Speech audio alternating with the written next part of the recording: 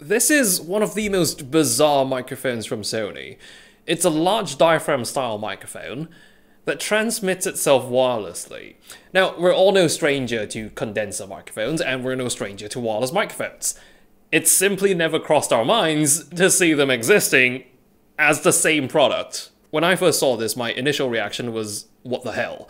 And that's very quickly evolved into, I'm actually surprised nobody else has done this yet. So the whole system is battery powered, built-in and rechargeable of course, and the ECM-S1 microphone transmits a signal to the S1R receiver, which goes onto your Sony camera's MI shoe. Fully wireless and truly cableless. When you think about this as an accessory for your Sony camera, then yes, it is quite offbeat, but I think it makes a lot more sense if we think of this as first a USB microphone which also has wireless capabilities, because this can be used as a standalone USB microphone. You could also connect the receiver to USB, and this becomes a wireless USB microphone. In addition, the S1R receiver also features a 3.5mm analog audio output, so you could technically use this microphone with any system and not just alpha cameras with an MI shoe. Although when you do use it with a supported Sony camera, it's not just the benefit of not needing cables, the receiver will also draw power from the camera so you don't drain its internal 3-hour battery. The battery on the mic end is rated at 13 hours on a full charge, so that's a little less of a concern. The S1 mic does have a headphone jack along with volume controls for monitoring, though direct monitoring only works when the mic is outputting directly via USB. If USB is not plugged in, it will not output anything through the headphone jack. You can also hold in the output volume knob to change the mix between the direct monitor signal and the system audio coming from your computer.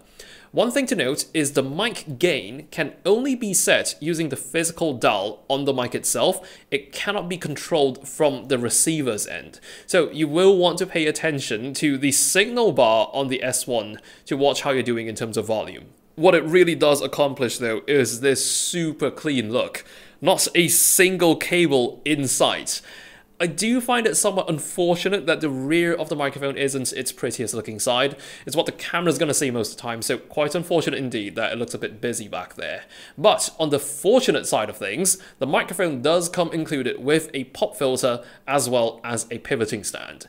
If you wish to mount this otherwise, it does have a 1/4-inch thread on the base of the mic itself. Inside the S1, its diaphragms are 14mm wide, so roughly 1/2-inch diaphragms. Not exactly large diaphragm condenser territory, but this is a very decent sounding mic. This video's audio was recorded only using this mic going straight into my A7S III. Also, this actually has 3 diaphragms inside. As a result, you get 3 selectable pickup patterns. You've got the expected front address.